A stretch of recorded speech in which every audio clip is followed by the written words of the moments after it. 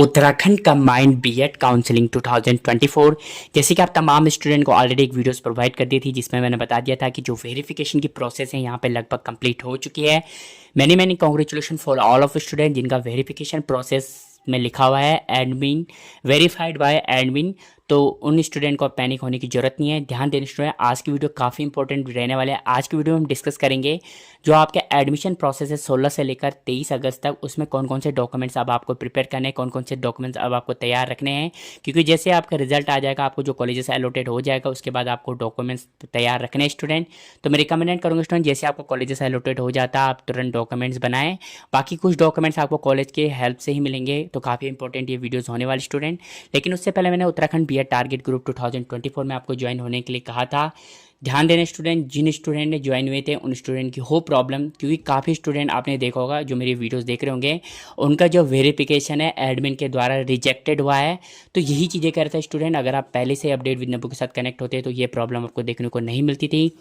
और यहाँ पे तो आई होप अब आपको समझ में आ चुका कि अगर आप ग्रुप में ज्वाइन होंगे, क्योंकि अभी भी काफ़ी इंपॉर्टेंट पॉइंट्स है स्टूडेंट। ध्यान दें स्टूडेंट, क्योंकि अभी आपका रिजल्ट आना बाकी है, काउंसलिंग प्रोसेस एडमिशन प्रोसेस बाकी है।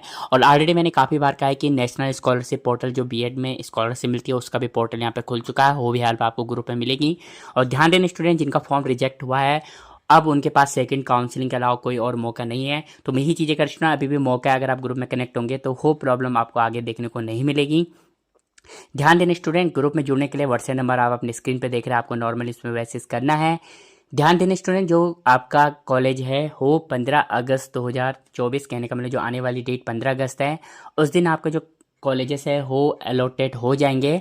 अब जो एडमिशन के प्रोसेस स्टूडेंट हो 16 अगस्त से लेकर यहाँ पे 23 अगस्त तक रहने वाली स्टूडेंट। एक और चीज़ ध्यान दे स्टूडेंट, ग्रुप में जुड़ने का एक और फायदा मैं ये कह रहा था, क्योंकि 23 अगस्त तक जो एडमिशन जो जहाँ भी आप एडमिशन लोगे हो, जो स्लिप वहाँ से मिलेगी एडमिशन की फी रिसिप्ट, वो भी आपको समर्थ में अपलोड करना है, वरना आपका जो प्रोसेस है, कहने का मतलब जो एडमिशन है वो मान्य नहीं होगा। तो यही चीज़ें कर स्टूडेंट, वहाँ पे भी आपको बड़ा फायदा मिलेगा। स्कॉलरशिप मैंने बता दिया, सीटेड यूटेड काफ़ी चीज़ें स्टूडेंट, आई होप आप जरूर कनेक्ट होंगे। और 800 से ऊपर अगर मेरे साथ कनेक्ट स्टूडेंट, तो देखा भी होगा कितना इस बच्चों का जो रिजेक्ट हुआ है। और मैंने कहा भी है स्टूडेंट, अपडेट विद नब्बू के अलावा ऐसा अपडेट आपको कहीं प्रोवाइड नहीं होगा, मैंने आपको बार बार कहा है।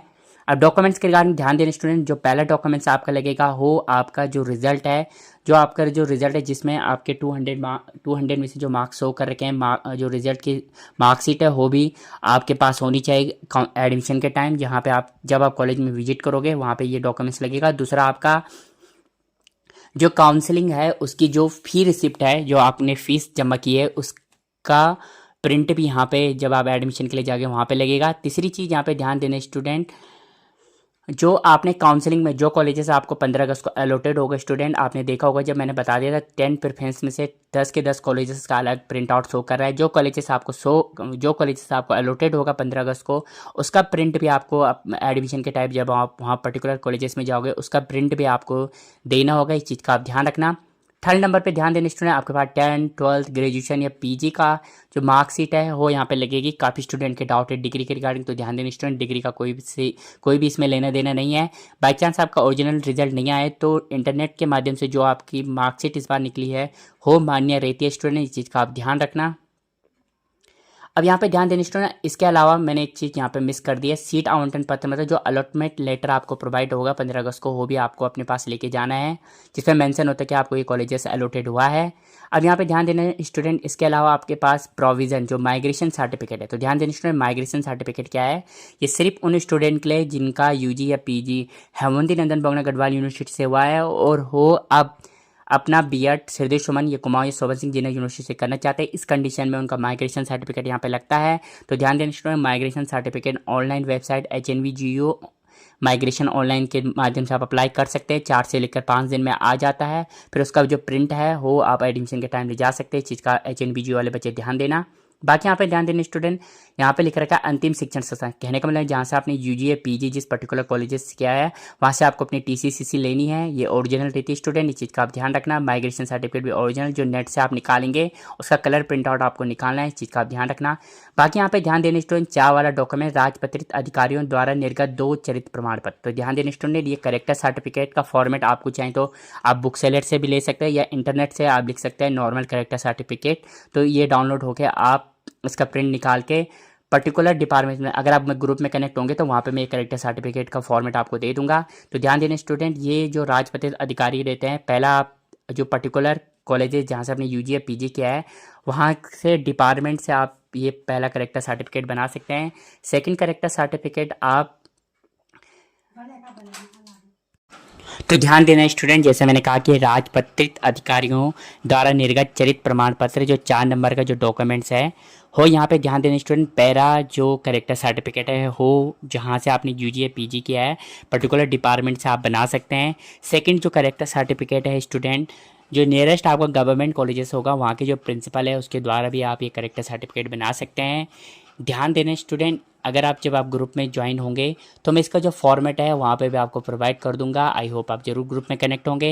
6 नंबर पर ध्यान देना स्टूडेंट, मुख्य चिकित्सा अधिकारी द्वारा निर्गत चिकित्सा प्रमाण पत्र। ध्यान देना स्टूडेंट, जो आपका डिस्ट्रिक्ट हॉस्पिटल है वहाँ पे सीएमओ के द्वारा ये मेडिकल सर्टिफिकेट यहाँ पे बनता है, इस चीज़ का आप ध्यान रखना है। इसके अलावा जो 4 नंबर पर आप देख रहे होंगे, आधार कार्ड की फोटो कॉपी यहाँ पे लगेगी, 2 नवीनतम पासपोर्ट साइज़ की आपकी फ़ोटो यहाँ पे लगेगी।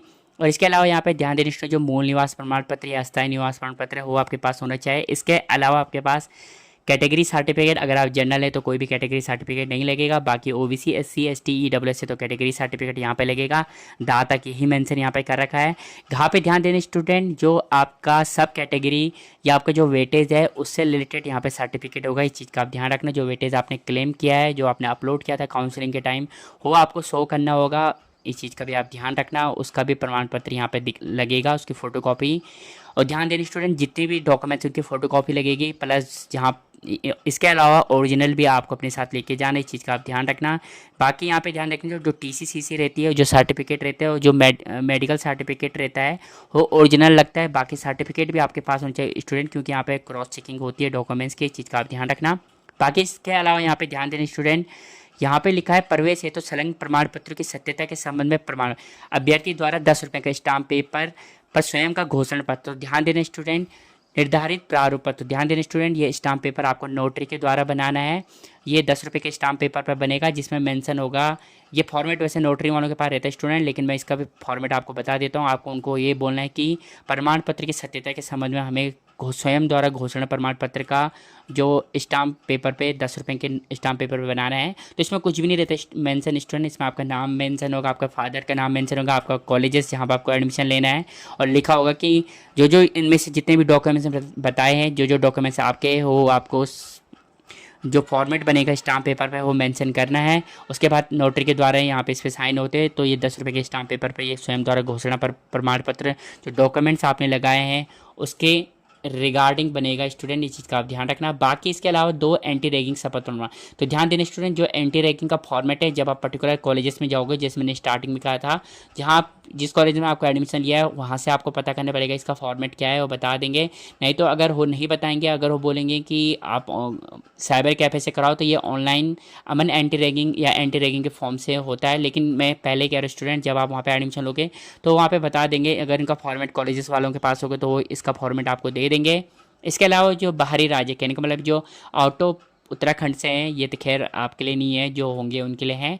इसके अलावा यहाँ पे ध्यान देना स्टूडेंट, किसी प्रकार की ये भी आपके लिए नहीं होगा स्टूडेंट। और इसके अलावा यहाँ पे ध्यान देना स्टूडेंट, बीएड पाठ्यक्रम पूर्णता है तो 10 रुपये। तो ध्यान देना स्टूडेंट, 75% अटेंडेंस वाला फॉर्मेट रहता है। ये भी पर्टिकुलर कॉलेज है जहाँ पे एडमिशन होगी, यहाँ से ये दोनों फॉर्मेट मिल जाएगा। जो पहला फॉर्मेट आपका एंटी रैगिंग हो गया, दूसरा फॉर्मेट आपका पाठ्यक्रम पूर्णता वाले, ये पर्टिकुलर कॉलेजेस से आपको इसका फॉर्मेट जानना है स्टूडेंट।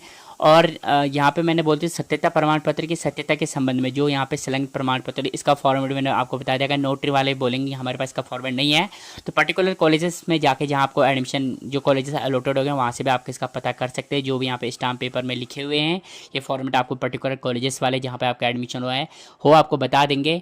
आई होप ये वीडियोस आपके लिए इंपॉर्टेंट रही होगी स्टूडेंट। और ध्यान दें स्टूडेंट, 23 अगस्त तक आप अपना एडमिशन प्रोसेस कर सकते हैं। जैसे 15 तारीख को आपका कॉलेजेस अलॉटेड हो गया है, आपको नियरेस्ट कॉलेजेस मिला है, तो वहाँ पे भी आपके फॉर्मेट जो स्टाम्प पेपर वाले हैं वहाँ पे पता कर सकते हैं। ये जो कॉलेजेस आपको मिला है उसके नियरेस्ट नोटरी वाले होंगे, वहाँ पे आप ये फॉर्मेट बना सकते हैं। ध्यान देना स्टूडेंट, ये फॉर्मेट आप पर्टिकुलर जो कॉलेजेस अलॉटेड है वो जरूर आपकी इसमें हेल्प करेंगे। मैंने फिर भी आपको मोटा आइडिया बता दिया। ये लास्ट वाला फॉर्मेट 75 अटेंडेंस का रहता है, लेकिन इसका फॉर्मेट आपको कॉलेज से ही मिलेगा, बीएड डिपार्टमेंट से ही मिलेगा। और दूसरा मैंने बता दिया कि जो फॉर्मेट है एंटी रैगिंग का, ये आपको डिपार्टमेंट से मिलेगा। यहाँ पर साफ साफ मेंशन कर रखा है, प्रवेश आवेदन फॉर्म के संलग्न संघ निर्धारित प्रारूप है, ये भी आपको कॉलेज वाले ही बता देंगे कैसे इसका फॉर्मेट होगा एंटी रैगिंग का।